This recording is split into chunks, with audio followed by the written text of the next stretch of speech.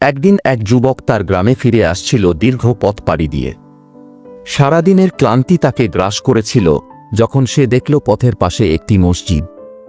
মসজিদের আলো দেখে তার চোখে মুখে ফুটে উঠল প্রশান্তি। সে অজু করে মসজিদে প্রবেশ করল। নামাজ শেষে সে মসজিদের এক কোণে বসে কোরআন তেলাওয়াত শুরু করল। তার কণ্ঠস্বরে এমন এক শান্তি ছিল যে তা যেন পুরো মসজিদকে ভরে তুলল। এমন সময় এক বৃদ্ধ লোক তার পাশে এসে বসলেন। বৃদ্ধ যুবকটিকে জিজ্ঞেস করলেন, তোমার এত সুন্দর কণ্ঠ, কিন্তু কেন এত হতাশ লাগছে? যুবকটি বলল, আমার অনেক স্বপ্ন ছিল, কিন্তু জীবনের প্রতিকূলতা আমাকে বারবার হতাশ করে দিচ্ছে। বৃদ্ধ হাসি মুখে বললেন, হতাশ হয়ো না। মনে রেখো, আল্লাহর ওপর ভরসা এবং ঈমানের শক্তি আমাদের সবচেয়ে বড় সম্পদ। যখন তুমি মনে করবে সব পথ বন্ধ, তখন দেখবে আল্লাহর সাহায্য তোমার জন্য নতুন পথ খুলে দিচ্ছে।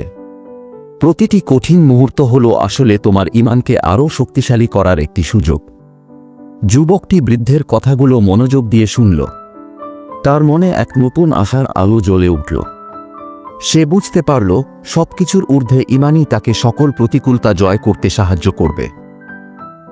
সে মনে মনে সংকল্প করল, সে তার স্বপ্ন পূরণে অবিচল থাকবে, কারণ তার সাথে আছে আল্লাহর রহমত।